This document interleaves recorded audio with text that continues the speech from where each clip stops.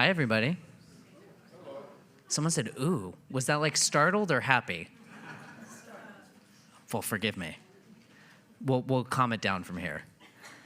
How's everyone doing tonight? Well, that is mild enthusiasm if I've ever heard it.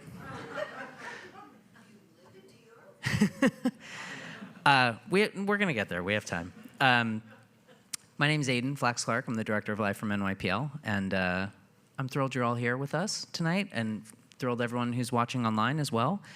Tonight, I get to introduce Danielle Allen, who's here to talk about her new book, Radical Duke. It is a revelation about a character forgotten in the history of the American Revolution, a character that she apparently uncovered when she came across a parchment of the Declaration of Independence buried away in Sussex, England. The book has already been hailed as having the potential to significantly rewrite the history of the American Revolution's intellectual origins.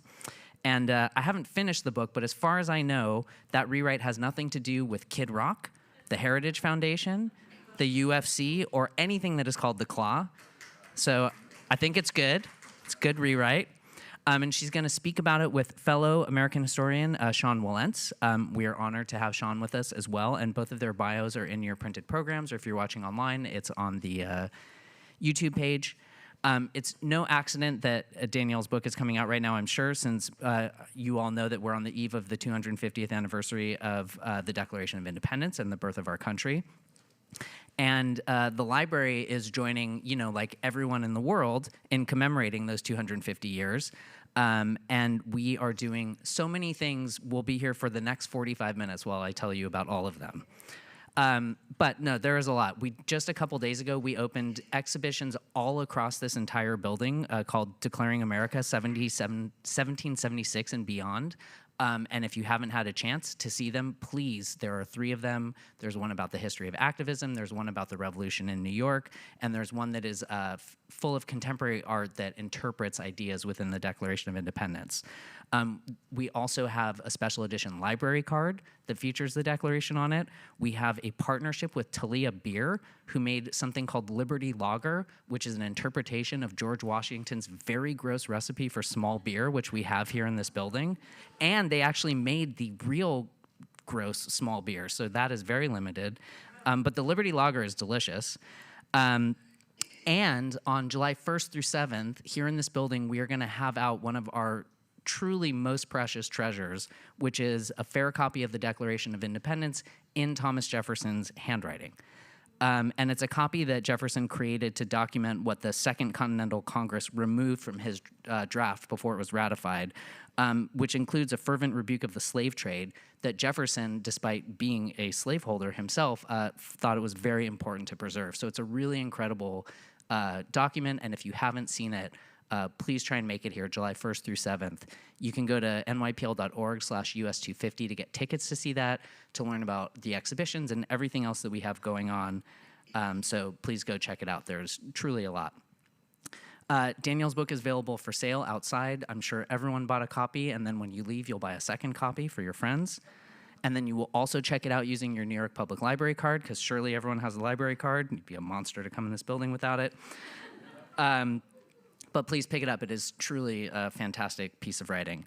Also, you got note cards when you came in. Those are to ask questions. There will be some time for questions at the end, so you can write them down. One of my colleagues will come by and grab them from you during the talk, and if you're watching online, you can put your questions in the chat, and we'll get them there as well.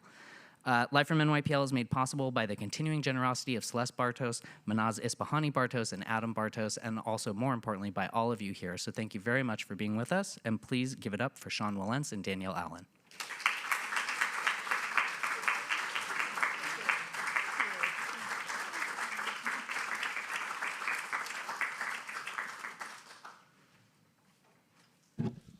Well, hello. Nice to see you all here. Wow, look at this. What a beautiful room and a beautiful bunch of people. It's great on a night like this. Danielle. No, it's true. How wonderful to see you. Thank you, Aiden. It's a pleasure. Lovely. Exactly. Thank you. And that library card and the Liberty Lager, I was wondering, are we going to get some? Yeah. You do the book signing, I'll get the lager. All right. Well, look, it's great to be with you here tonight, and great to see you all on this wonderful occasion of this extraordinary book. But a couple of preliminaries before we get started. First of all, those of you who've got a chance to look at it, the very first blurb on this book is written by Gordon Wood. And Gordon Wood is an extraordinary figure who we lost very recently. If someone can die an untimely death at 92, it was Gordon Wood, who was an extraordinarily outgoing, and he's the most important historian of the American Revolution in our time. Say no more. In any case, I wanted to at least note that. Yeah, no, I appreciate your doing that because he is incredibly learned, witty man. He was terribly hit by a car just like a week and a half ago, I think it was. And so it was a shock to all of us who are historians of the early American Republic. And he was also very generous in addition to being an extraordinary scholar. So he was one of the people who read this book in manuscript and had really helpful things to say, and yes, put a nice blurb on the back. And also when I wrote a book about the Declaration of Independence a little bit more than a decade ago, he gave me a really important review of that book, which really helped it get out into the world. So yes, it was really sad to hear the news. A note of appreciation and of love, really, for all that he did. Okay. The second preliminary is, important books get early reviews. And it's a wonderful thing to get early reviews. It's an advantage of being early, especially when they're laudatory. The only problem with a laudatory review sometimes is that they can sometimes completely misread the book. I suppose it's better to get a laudatory review that misreads the book than one that is not laudatory that does read the book. Yes, definitely. I think that's certainly the case. So I'll take a laudatory review that misreads the book. And you've got there's evidently one in the Wall Street Journal, but I did want to just make so we have the argument straight. Let's get the argument straight about what the book does not say. Sure. You do not argue this book does not argue that the American Revolution was forged by others and began elsewhere, and that the Duke of Richmond was the progenitor or the maker of the American Revolution. This is not. I do not argue that. It's not your argument. And in fact, it's in the title, right? Because Well, the title says. By the way, the subtitle is Right. precisely How One Aristocrat and the American Revolution Transformed Britain. Britain, right? Not America, Britain. As opposed to how one aristocrat caused the American Revolution. This is not what's going on. Okay. Nor that, Thomas Paine was what Teddy might call an outside agitator sent specifically by Richmond to the... No, that didn't happen. No, I did not either. argue that either. All right. So getting away with what you didn't say, let's talk a little bit about what you did say. Sounds good. Okay. Now, I'll let you go on about exactly what the core of this is. It's about the Duke of Richmond without question. We'll talk about him a lot. But it's a larger argument about the character of radicalism in the Age of Revolution, what was going on there. And what I took from it right away was that there was much more radicalism going on in Britain than we usually think about. Exactly, yes. I mean, one way of capturing that is, so I don't know if any of you have visited Madame Tussauds in London ever, the wax museum.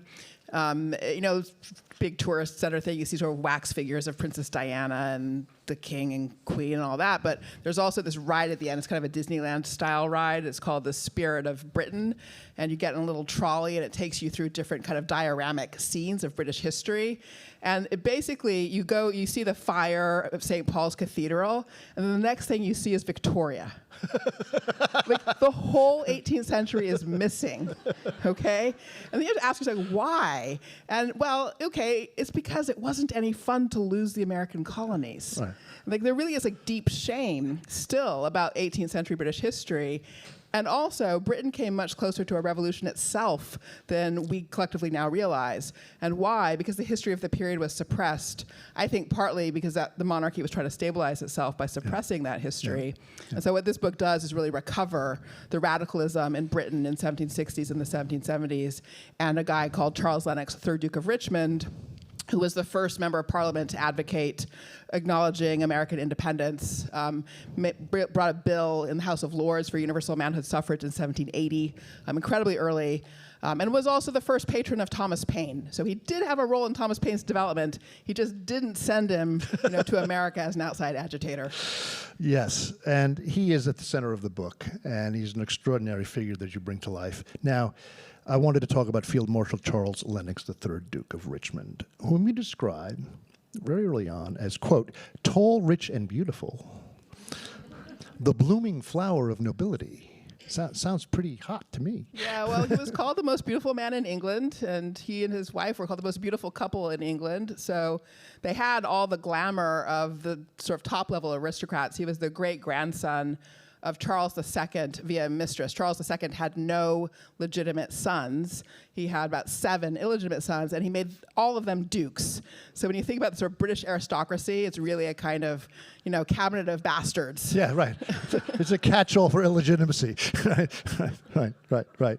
Okay, now, all right. So cutting to the core of it, though, so he's the radical duke. Why? What made him so radical? How did he become so radical? So this is the thing that you have to sort of, and there's a mystery to solve about this character because, as I said, great grandson of Charles II, great wealth. The sort of dukes that were those kind of royal dukes come directly after the royal family in the aristocratic pecking order, and that's a real thing. It means privileges of access to the court and the crown and certain kind of influence in society. And his father had a role very close to George II. He was one of his sort of most trusted companions. And the expectation was essentially that this third Duke would similarly become a kind of trusted companion of the successor to George II. It was then a surprise to people that the successor was George III, because he was actually the grandson of George II, but his own father died early. So that kind of complicated things. And so what that meant was that when George III became king, he was an age mate. They were sort of the same age, the two men. And George III came to the throne with a very powerful desire to break the power of the Whig aristocrats. And this Duke was one of those sort of Whig aristocrats. The Duke, as well, in addition to having kind of early conflict with the king, had been sent on the grand tour at the age of 15. By this point in time, 1750s, aristocrats often went from school, Westminster, where he was, to Oxbridge. But he had a thing for girls, and his family said, we're getting this kid to the continent. Because whatever he's going to do, he's just like, what stays in Europe or happens in Europe stays in Europe, basically. So most aristocrats would go on grand tour for a year and then come back to Oxbridge. He went for 5 years. They did not want him to come back, okay? But while he was abroad, 2 things happened to him that had a big impact on his development. One, he went to visit one of his father's best friends, who happened to be Montesquieu, famous philosopher, who's just published Spirit of the Laws and is thinking about constitutionalism and what it means to have a balanced constitution and sort of good order in a society. And also, he himself had a kind of, early developed interest in military affairs. And he took advantage of the 5 years of relatively light supervision to pursue that passion. He got himself a military tutor. He started following sort of European armies around the battlefield just to kind of see what they were up to and learn about their techniques. And that put him in contact with a man named General James Wolfe. He became a very famous general, fought the Battle of Quebec and won Quebec for the British, for example. And Wolfe was himself quite philosophical. He had his soldiers read Enlightenment philosophy. He also believed that the monarchy was basically corrupt and was corrupting the military by too much patronage, too much cronyism, etc.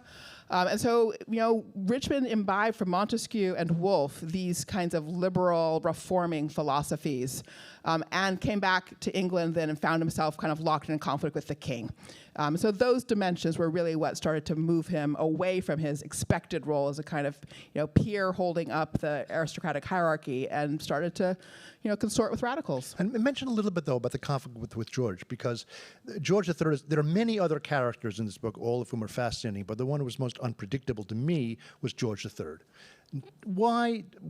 They got off on the wrong foot at the start. It's a big part of the history. Tell us a little bit about that. Yeah, they get off on the wrong foot for a lot of really, to us, seemingly trivial and personal reasons. So first, George III fell for his sister Sarah. But George III also had a very bossy mother and tutor, and they insisted that there was no way George should marry a British aristocrat. Right. That would entangle him in the sort of small bore politics of aristocratic families. So in order to protect the monarchy, keep them from being sort of sucked into British politics, they insisted he find a German princess to marry. So that's why he married Charlotte, with whom he was in fact very happy, but it meant that he sort of strung Sarah along, very publicly flirting with her at court, even telling her that he was devoted to her and so forth. And then secretly, like literally, without anybody in the court having awareness, they sent off an ambassador to Germany to get a secret German princess, and then like brought her back. And 2 weeks after he tells Sarah how much he loves her, they're announcing he's about to be married to Charlotte of Mecklenburg. And so that just produced fury, right. for the whole family, this sort of humiliation of it. And same thing with his younger brother. I mean, so George, trying to break the power of the Whig aristocrats, was taking control over the network of patronage that his grandfather had just let the aristocrats kind of manage. Right. He was like taking it all back to his own control and starting to kind of appoint people into roles so he could control politics more effectively. And that meant Richmond's younger brother, George, got like overpassed for a promotion that he deserved. So again, trivial, but this sort of burning sense of resentment of like, it's not fair. Like, my brother George on the battlefield earned this promotion, he didn't get it. And my sister Sarah, has been treated so badly. So those kind of basic human resentments sort of produce this kind of sense of antipathy towards the king. Which is at the core of aristocratic politics all the time. I mean, that kind of thing will matter. All right, so he comes back from his extended grand tour of Europe, no doubt quite happily.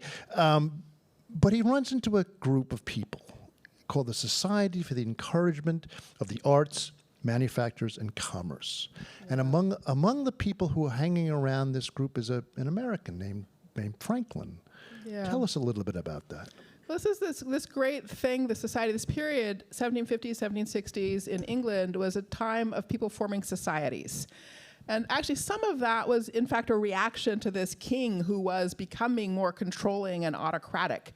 And he is a kind of complicated character because he's not totally unsympathetic. He is the most learned man in England. Yeah. When he dies, he leaves 90,000 books behind. And if you're like a professor like me, you can't help but admire that. Yes. Okay. Yes. So whatever else I feel about George III, I'm like, he loved books. All right. It's like, that's cool with me. He's very learned. Yes. So learned. And he actually loved Montesquieu too. Paradoxically, and he was trying in his own head to produce the kind of right balance of the Constitution by stabilizing the monarchical aspect of it. But at any rate, so societies were forming partly because people wanted space away from the court and the crown. Right. And this society was especially interesting. It was very democratic in its ethos. It admitted women, for starters, very unusual to do that at that time. And it ran its affairs on a principle of one person, one vote. So everybody had a role in deciding what the committees were going to be, what they were going to focus on, who would be admitted to membership. So it was an early experiment in democracy. And that interest in democracy also connected to an interest in colonial affairs, as they called them. And so that meant, there was a committee on colonial affairs, and Benjamin Franklin chaired that committee. He was in London, in one of his public service roles at the time. He kind of came and went. And so you started to have this kind of network of people who were connected, thinking about the sort of transforming shape of Britain, right? Monarchs starting to exercise more control, the problem of the extended, far-flung regions in the colonies, the question of how does governance there connect to governance here in the metropole? What does the economy look like? How is the economy kind of interacting, the different parts of it? So it was a space for learning and thinking and starting to theorize some new approaches to government. And this colonial, the question of the colonies and the question of what's going on in terms of inner politics, domestic politics, are entwined. Exactly. And so there are controversies that are going to be beginning in the 1760s. And Americans will know about those leading up to the Stamp Act and all the rest of that. But there was something else going on around a figure named John Wilkes. And why don't we say a little bit about John Wilkes, because he's another, what should we say? He loved women too. Yeah, exactly. Yeah, that's what he's most famous for, basically. Right. So Richmond got to be famous for some other things, but anyway. Yes. The king, in exerting control, was also continuing the sort of entanglement of the country in a variety of kinds of foreign wars. He himself didn't love those wars, but he was not reining his ministers in from them. And those wars were causing the kind of economic problems of increased taxation in the colonies and in Britain, too. So yes, there was the Stamp Act, the stamp tax. But before that in England, there was something called the cider tax, which was extremely irritating to the broad British public. And it was, all these sort of ways to try to generate revenue were, causing a lot of distress, economic distress for people. And the sort of person who was most responsible for this was the tutor turned prime minister named the Earl of Bute. And so the Earl of Bute became a kind of target of rage, and people started writing like nasty opinion pieces, like op-eds and so forth, against Bute. And Wilkes had one of the like nastiest tongues there was, like sort of sharpest words and so forth. And so they didn't want any of this, the king and his minister. And so they started trying to suppress the press. And Wilkes was the target. And they tried to get him at first just for his nasty criticisms of Bute and the king. And they couldn't get him because sort of the British legal system was strong enough to protect people. But then they got him, sort of 6 months later for a kind of scurrilous pornographic poem. This produced a kind of series of events where they actually prevent him from holding his seat in Parliament. And now the people are really angry because they have voted for Wilkes, and want him in Parliament. They've made that choice. And the king and his ministers are overruling popular will. So that is like the flare that kind of lights radicalism into a sort of active, politics. And he gets involved in those radical politics in the Duke of Richmond. Yeah. And now we come to the real discovery part of this book, which for the likes of me is just, you can just die for this kind of opportunity. There is I actually had a copy of these even before I read your book. A series of they were called the Junius Papers. And for a long time, it was 60-odd of these that were written over the course of the 1760s. And they are nasty, get increasingly nasty attacks on the monarchy. I say things like, remember what happened to Charles I? You look out. Guess what? It can happen again. And to the illegitimate son of Charles II, that's a particularly nasty thing to be saying. Look out, it's 1642, 1649 again, yikes. So for a long time, historians knew about this. They were a bestseller. I mean, maybe Common Sense in America, the Junius Papers in Britain, those are the two gigantic best-selling anti-monarchical tracts of the 18th century. Boom. And everybody asked, well, who the hell was Junius? And for 250 years, people were asking who was Junius. And nobody knew until Danielle came along and found out that there wasn't one Junius. There were several Juniuses, that the person who wrote the Junius Papers had something to do with Common Sense as well. Well, tell us the story. So the thing that was misleading people was that they were looking for one person who was Junius, when in fact it was a network of writers, and the network was coordinated by the Duke of Richmond. And that network included Thomas Paine, Edmund Burke, Wilkes, whom we just were talking about, and a handful of other people. And so what's really interesting about this story is that Thomas Paine, when he came to America in 1774, and then he published Common Sense in January 1776, like 15 months or so, 15 months after he arrived, he always told everybody that he'd never written a word before he came to America. Why? Because he was no shrinking violet, Tom Paine. I mean, why did he not say, I did all this other stuff too? So, well, I mean, so he was covering up sedition, right? So he was covering sedition. But I will say, so, I'm sure many folks here have read Common Sense. I read Common Sense. I was like, what? Like, that's a first book? No way. Right. But he said so okay. It's like, literally forever, everybody has taken him at his word that he never wrote anything before Common Sense. And I did too, to such a degree that so basically what happened was I knew the Duke had a connection to American politics, and I was trying to figure out, what that connection could be, how it had come about, and I learned, embarrassingly enough, I should have known this as a historian, but I didn't. I learned from my cabbie in London. You can learn a lot from cabbies in London. I don't know. True. I learned that Thomas Paine had lived in Lewes, which is also in Sussex in southern England, and that he lived there from 1768 to 1774. I was like, oh, that's interesting. Maybe that's a very kind of close connection, because the Duke was something called the Lord Lieutenant of Sussex, so he had jurisdiction over Sussex, and Paine was a tax collector under his jurisdiction. So they were definitely connected, and I want to try to understand that better. And then I began to understand the radical politics each was involved in. It was clear they were involved in the same thing. I could tell they were involved in the Junius Papers. I was looking for the smoking gun. There is this pamphlet. You were probably about to get there, but there's a pamphlet in the Duke's library. Let me interrupt for a second. Okay. Danielle was the first tangled scholar. up in my story here. But Danielle was the first scholar, just in context, was the first scholar to actually have access to the Duke's library. And the Duke's library is maybe not as extensive as King George's, but very, very large. It's beautiful, exactly. Very large library and beautiful, sort of gilt mirrors and velvet curtains, and you have to use a ladder to get to the top shelves of books, and beautiful paintings, Romney and Reynolds and so forth all over the space. It's really gorgeous. And yes, nobody had ever been able to look at the books. It's like Jefferson's library.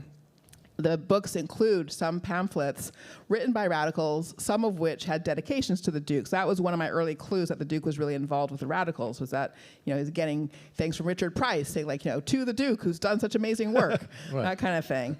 And one of them was really long, and, to the Duke for his unwearied perseverance in defense of constitutional liberty in 1771. I looked at that thing for 3 years. Before, it's like, wait a second. Everything in this pamphlet is like themes that Thomas Paine really cared about. Like juries. Exactly. And jurors, because he loved serving on, he served on juries. He loved serving on jurors. It's called Right. the jury's man's touchstone. It's like, could that handwriting possibly be Thomas Paine's? And I checked, and sure enough, it is. And I called in the kind of editors of the collected Paine to check, and yes, they confirmed it. And then they have developed new methodologies with computer-assisted author identification. They ran the text through that process to check, and sure enough, yes, Paine was an author. And astonishingly, he wasn't the sole author. Co-author, Benjamin Franklin. And the Duke wrote the last paragraph of the pamphlet. So there I had it, finally, a smoking gun of the connection. But I literally had looked at that pamphlet for 3 years, and literally just because Thomas Paine said he had never published anything before moving to America, I had never considered that it might be by him.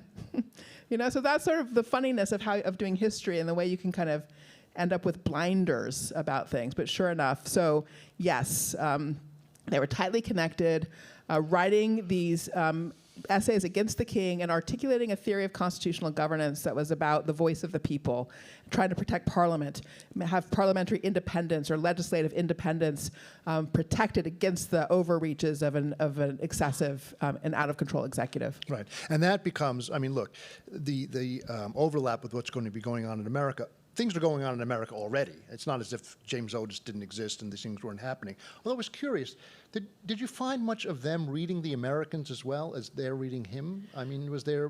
Was Otis a person they would talk about, or Dickinson, or any of those guys? Dickinson comes up, Otis not so much. Benjamin Franklin was absolutely the kind of transit back and forth between the two places. Like, he was the sort of courier of all this stuff back and forth. They absolutely were reading American newspapers. And so sometimes they were probably reading Otis and not knowing it, because it would have been anonymous. Yeah. So yes, there was definitely a single sort of set of conversation, and Franklin was making sure that they were all getting the American stuff. So it's this transatlantic world that we're talking about here, and that's at the heart of what the book is about. Exactly. All right. So the Junius paper rocks the monarchy. Yep. It's a big, big deal. People haven't said this since the middle of the 17th century, right? It's all there. But he goes beyond that, because he has a theory of not just political theory, but of politics, of how to conduct politics. And we were talking about this before. You should know that Professor Danielle Allen is involved very much in democratic politics. We can talk about that later, up in Massachusetts.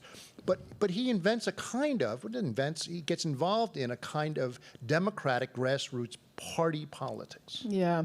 So the thing about Thomas Paine, so let me just spend another minute there, is not only had he written before he came to America, so he told this story about not having done so to cover up the fact that what he had been doing in England was seditious, and it would have put him on trial for serious penalties. Right. So that's the kind of motivation for it. So he had actually really been a radical writer for 20 years. He started in the 1750s. So it was really sort of quite developed. But what went along with being a radical writer was also being a grassroots organizer. So his cover, when he was writing for the Duke, was that he was a tax collector. He was, in fact, a certified tax collector. That would have been an earlier job, but in the last phase, it was really a cover. And in that role, what he also did was organize all the excise officers, as they were called, all over England, to submit a petition to try to increase the salaries of the excise officers. But the argument was not just like, hey, we should be better paid, which was probably true. The argument was the excise is completely corrupt, Right. which it was. because we're underpaid. And so all these excise officers have to take on the side because they're not getting paid well enough. So it was really a reform project about cleaning out corruption. And they had petitions, all the excise officers, signed petitions, sent them to the central offices. They all contributed shillings to kind of get this operation going. And so Paine and the Duke were already in that space as well. That was the first labor organizing in European history, probably, that sort of organizing of the excise officers. Mm-hmm. So Paine goes to America, and he takes his whole thing there. And the Duke carries on with grassroots organizing, but now with a new focus. And that focus is universal manhood suffrage. Now, listen to that. Think about this. It took a long time for universal manhood, adult manhood suffrage to take off in the United States. It wasn't going to be happening for a little while after the Revolution. Lots of patriots did not trust it. But as early as 1776, in the case of Major Cartwright, and also figures in the book, a pamphlet called Take Your Choice, this is a live possibility. This is being talked about. Exactly. And the Duke was the most radical of the people who advocated for this, actually, because to say universal manhood suffrage means, literally, regardless of how much property you had. So the question of who had the right to vote had become an important issue in England, partly because Wilkes had been prevented from taking his seat in Congress, and so that was understood as disenfranchising all the people who had voted for Wilkes. But England also had this problem that we refer to, or they refer to, as the rotten boroughs problem, and you may have heard of this phrase. And what it meant was that over the course of the 18th century, as the population shifted in Britain, you had really bad misrepresentation. So, for example, the famous case was the village of Old Sarum that had about 6 residents and 2 members of parliament. And then you had Manchester, which by this point in time had 30,000 residents and 0 members of parliament. So massive. You think gerrymandering's bad now? Well, and it is, right? It's actually our rotten borough problem is, I think, on the same scale, absolutely, actually, as the one that they had. Right. So this question of how to fix that problem had begun to emerge. But you had the people who would say, well, maybe Manchester should have a couple of members of parliament, or maybe some of the counties should have a few more members of parliament, or maybe everybody who owns over a certain amount of property should have the right to vote. But only Charles Lennox, 3rd Duke of Richmond, said everybody, men, regardless of property. And that was a really, really big deal and super radical. Absolutely. And, it would not come into being for a very, very long time. So, but the British were even ahead of the Americans in all of this. Now, all right. We're moving along in history very, very quickly, but that's okay. The revolution happened. Revolution's over. He was on the right side of the revolution. Yes, okay. Quick. That was a big jump. We went from Lexington to Yorktown in no time. Yeah, exactly. no time. And actually, look, one of the things I especially like about your book is that the Tories have been getting a good press from American historians lately. That's fine. But there were English radicals who were not Tories, and, I kind of like them better, frankly. Me too. But I know you do, so we're on the same side of this. But then 1783, Treaty of Paris is signed. Paine has an interesting story because he goes on to France. But then there's going to be a divergence after the American Revolution. And it's interesting what happens in English politics after the Revolution. Because, as you say, Britain was on the edge of having a revolution of its own. Why don't you just talk a little bit about how close they came? Right. Well, one way of conveying this is, this is just one dimension of it. So Richmond stood up in the House of Lords on June 3rd, 1780, to introduce his bill. And at the very same time that he was introducing this argument that all men should have the right to vote, 14,000 angry anti-Catholics stormed Parliament, kind of like their January 6th. They roughed up members of Parliament, they got into the building, and this was then followed by about 2 weeks of rioting and burning throughout London. So it was the worst fires in London until the Blitz. So you can imagine if somebody's making the argument for everybody should have the right to vote, and then you get your January 6th event at the same time, the bill did not go anywhere, right? That was sort of the end of that. But the point is that who were those people? So Parliament had recently passed some laws opening up religious toleration. And so Protestants in Scotland in particular were objecting to that, and sort of a kind of resistance movement had built around that. And that's just one example of how turbulent the politics were at the time. There were also riots around lots of economic questions, bread riots, as they were called. When the Duke was doing his organizing around universal manhood suffrage, there was a point where he asked for arms. He was the head of a militia in southern England, and the king and his ministers were genuinely worried that he was going to take that army and kind of turn it on the government. So sort of that's how much on a knife edge people experience things as being. Yeah, it came very, very close. It did not happen. It did not happen. They did not have the revolution. But then, and this is where the Paine and Richmond connection becomes, I think, rather poignant, actually. And I've told Danielle that I have a copy on my wall. I have a little commonplace book on the wall, and all the things that I run across that I really admire, pieces, I put them on my wall. And I have a bit that I'm going to read from you about this, but it has to do with Paine and Richmond. And that is this: that Paine goes to France, he becomes a revolutionary, defends the French Revolution. He becomes a radical Republican. He thinks that we have to get rid of monarchy altogether. It's the root of all evil. Goodbye. Richmond does not take that position. Richmond moves in a different direction. So there is a kind of divergence, more than a kind of, there is a divergence.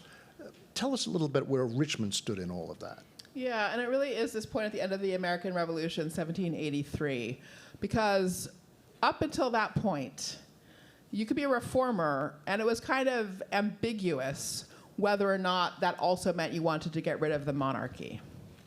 But once America existed, you had a hard choice. Yep. You were either for a Republican form of government or you weren't. And so in the 1770s, Richmond would get criticized as, quote, unquote, a leveler. Like that was a bad word. It's calling a person a name. He would get called a Republican. Again, like that was an insult to call somebody that, right? A different word. Now, let me just make clear. We're talking about small It might still be okay. an insult, right? Exactly. But different way, right. Yes. But by 1783, and so he just brushed off those insults in the 1770s. He says, it doesn't matter. Like people should have the right to vote. This is not about those issues. But by 1783, he can't brush that off any longer because the choice is real. And Ireland is also kind of stirring and considering what does it want for its future. And so there's a group called the Irish Volunteers, a kind of self-organized militia, starting to think about what they're going to do. They write to a bunch of reformers and ask for their advice. And so he writes this kind of famous letter to Colonel Sharman. It becomes the grounding text for the electoral reform movement in Britain for the next 90 years. And in this text, he does take on the question of, like, is he for a republic or not? And he says, no, I'm not for a monarchy or an aristocracy or a republic. I am for a balanced constitution that takes the best of all three of those things. Essentially, what he laid out for was a kind of very Montesquieu-style case for the modernized constitutional monarchy that Britain now has. And I sort of like to say, if you want to think about British versus American reform in this period, when both sides of the Atlantic, people are trying to figure out how to rein in the executive, well, compare Charles III to Donald Trump to answer the question of how well each side did. All right? You've got very limited executive on the British side and a not limited executive on our side. And that's not just about our current president. That's kind of growing powers of the executive over time. But so the point is, of saying that what Richmond argues for is that restrained version of the monarchy, that kind of balanced, modernized constitutional monarchy. But he makes his choice at that point. He says, no, I'm not a Republican. I'm not in favor of getting rid of the crown. We should keep the crown, but we need to rein it in. So that's what happens then. And then, yes, he and Paine are on different paths. Yeah, and this is where my commonplace part comes in, because, I'm an old-fashioned Paineite. I love Thomas Paine. Paine is the essence of American radicalism, et cetera, et cetera. However, there are limits to all of that. And I'm going to read to you the passage that I have also on my wall, which comes later on in the book, and it goes as follows, and then we'll take questions. Liberty is easy to love and hard to realize. Its mundane reality in institutions and careful control of power through steady constitutionalism do not fire the imagination, as do shouts and cheers on the ramparts. Zeal was needed to inspire people to shake off old orders. Paine was right in this. But zeal needs its partner, moderation. Zeal can capsize the ship while moderation steers it on a grueling journey through perpetually stormy seas until it at last reaches the long-sought port. Richmond understood as much Paine never did.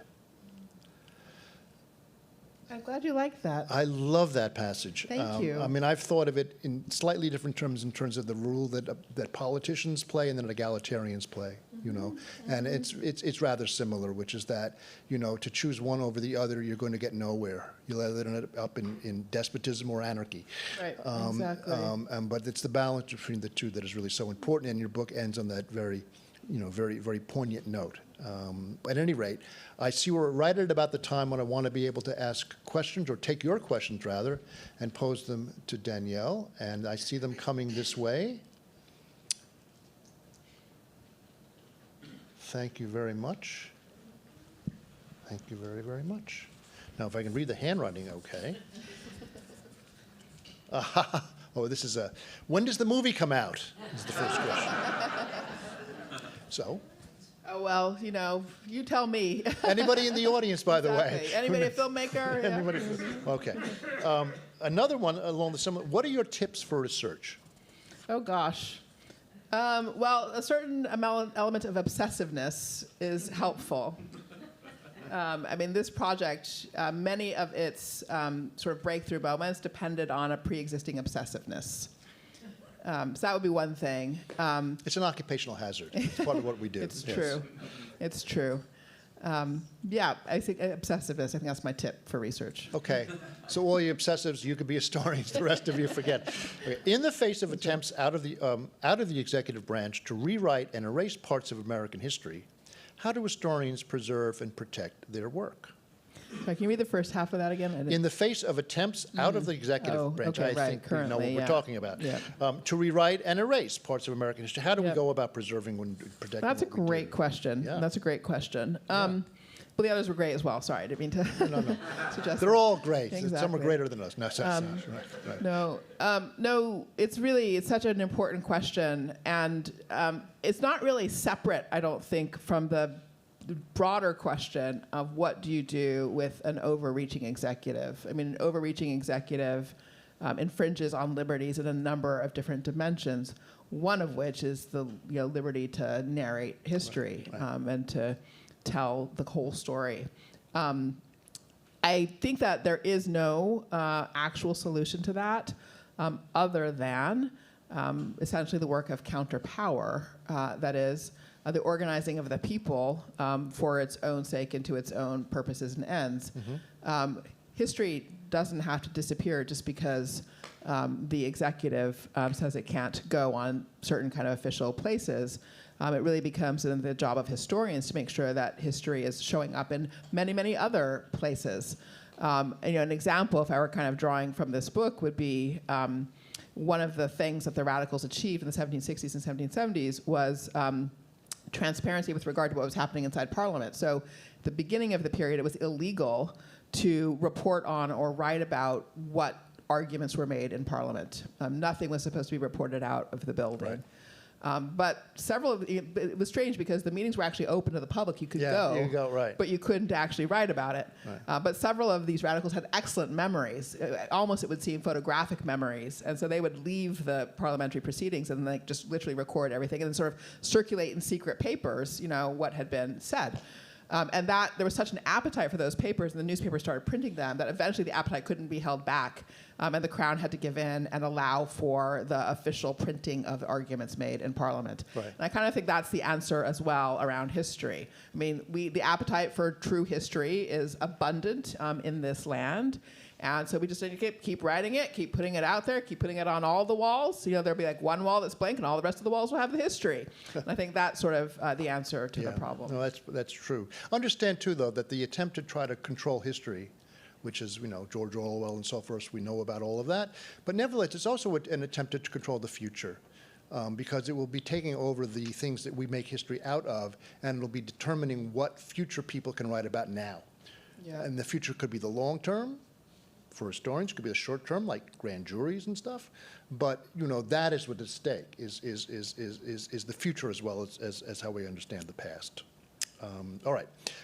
Was monarchy always politically conservative? That's a good question. During this time, or were there any instances of progressivism among, say, George III, for example? That's a great question. And I mean, actually, one of the one way in which George III was, in fact, quite progressive is he was anti-slavery. So his papers contain actually one of the first really extensive anti-slavery essays in British literature.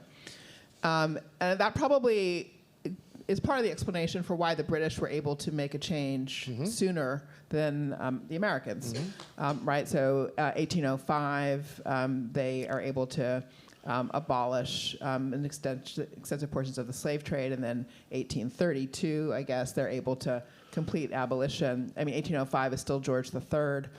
So he never resisted the movements away from slavery. So that would be one example. But so I think maybe the more important thing to say is our political categories don't really apply to the politics of the period, I think, is probably the sort of shorthand. So in other words, there's a blend, so Edmund Burke was a radical, right? Many people think of Edmund Burke as the father of conservatism. In the 1760s and 1770s, he was writing the Junius Papers. He was participating in seditious criticism of the king. So one has to be able to sort of let the era and its kind of political factions sort of speak in their own voices a little bit. But just to talk about the slavery issue, though, not preempting any questions, it is interesting, though, that Richmond at the end, and you bring this up in the book, the vote comes up in 1805 for the end of the Slave Trade Act, which the Americans are actually pushing too. They're okay with all of that, Jefferson and so forth. But he votes against it by proxy. And he says, really, slavery's a terrible thing, but really we can't change the whole world. In other words, as you say, it's this low moment in his, and insofar as I think your book shows quite persuasively, there's a lot more radicalism in Britain than we had thought about normally during this period. There's actually more anti-slavery in what is going to become the United States than people allow as well.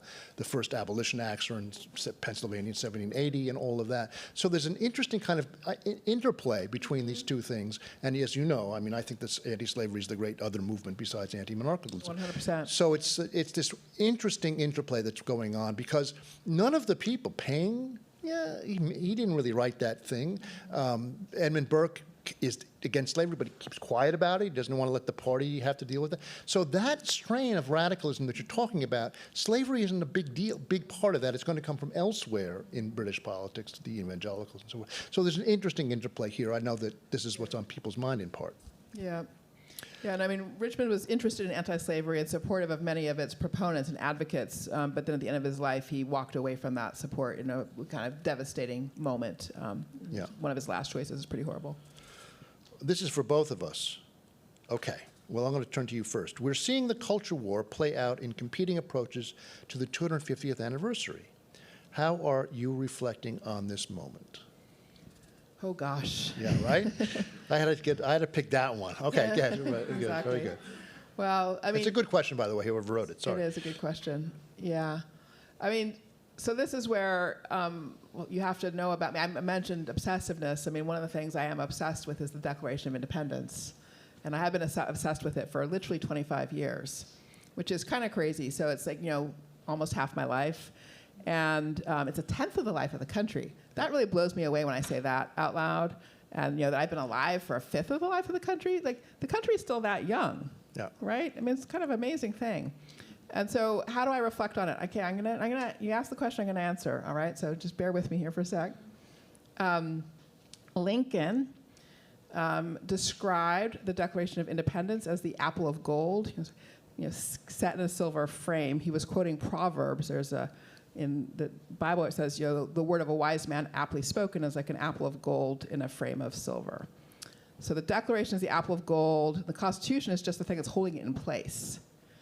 So what is it holding in place? What's the actual apple of gold? The apple of gold is what he refers to in the Gettysburg Address as the proposition that all people are created equal. But so it's really very specifically, it's the second sentence of the Declaration of Independence. So I'm going to give it to you, okay? Because it's the apple of gold is your inheritance. Everybody, every one of us gets a golden apple, all right, that you can carry around with you as your inheritance as an American. So here's your golden apple. We hold these truths to be self-evident, that all people are created equal, that they are endowed by their Creator with certain inalienable rights, that among these are life, liberty, and the pursuit of happiness. That to secure these rights, governments are instituted among people, deriving their just powers from the consent of the governed.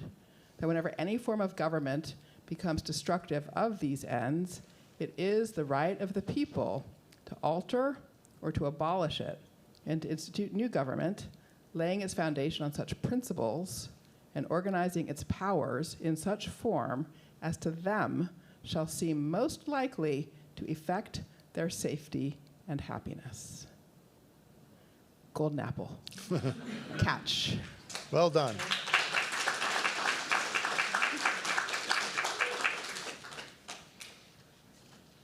And the consent of the governed is at the heart of all of that. Exactly. You know. Again, I mean, Lincoln is our most brilliant political philosopher, and so he condensed that whole sentence that I just articulated into the phrase, government of the people, by the people, for the people. It is only for the people when it is by the people. And so the whole riddle is the question of how to make sure it's always by the people. Yeah. Fight corruption, broaden the suffrage. And that is the Gettysburg Address, which is the greatest statement of American democratic theory ever done. And you could not have it without the new birth of freedom, that the two had to go together to achieve that, which is the end of slavery. Okay. Is the political thought of the Scottish Enlightenment, and now we're getting to real seminar stuff, Scottish Enlightenment at all relevant to or a factor in this story? Well, certainly is. I'm sure you know Ewald and Wegman and attribute to Scotland lots more radical ideas. Or do you think, the Duke and Scotland, both of these ideas are via talk about Scottish Enlightenment. Well, on the subject of Scotland, just sort of randomly for a second, I will say, World Cup fans, Scotland was in Boston last weekend, so Boston was just full of people in kilts. It was the most awesome thing. And apparently it ran out of beer as well, Exactly. is what I hear. Right, yeah, right, and people had even been preparing. Like Yeah. the rumor had gone around, actually. Anyway, I will not share all the rumors that had gone around about Scots coming to Boston, but anyway, there were lots of kilts. So, yes, and the Scottish Enlightenment definitely mattered. And again, it was also intersecting. I mean, one of the fun things about working on a project like this is that people who I sort of learned about in seminar, and they're like, these august texts you have to sort of read, become people, right? They're just like your dad's best friend, Montesquieu, like happens to make good wine, and he's like willing to put you up when you're on the grand tour because like Paris has too many distractions, and he's out in the country, and it'll be better for you, right? Like things like that. And so Hume, part of the Scottish Enlightenment, was the secretary to the Parisian ambassador when Richmond went to be ambassador. Right. So what's Hume's job? It's like finding a house for Richmond to live in. Like things like that, helping him go buy porcelain, okay? Also, actually facilitating a trip of Rousseau to England. That's another thing that they did while Hume was sort of secretary for Richmond. Right. And so yes, Adam Smith as well is publishing and very influential at this point in time. And one of another aristocrat who also was trained under General Wolfe, Shelburne, the Earl of Shelburne, he was a huge backer of Adam Smith's. And Shelburne and Richmond were political allies at the time of the end of the American Revolution. Shelburne was also pro-American. And it was really their alliance that made it possible to kind of inject some of the kind of reform agenda into British politics. So Smith was definitely sort of in that mix as well. Yeah. Okay, I think we're getting towards the end of our hour, but there's another one for us both, so we can figure out, and this is an interesting one. Thinking about the Duke of Richmond's unappreciated connection to the American Revolution, who are the other people whose roles in the Revolution you think are underappreciated? That's a great question. So first, just to get, this is interesting about the gaps and erasures in history. So Richmond is underappreciated because he, like Paine, had to cover his seditious traces, right? So he destroyed papers, including his account books from the relevant period. So underappreciated people sometimes are underappreciated because they had to hide for safety's sake.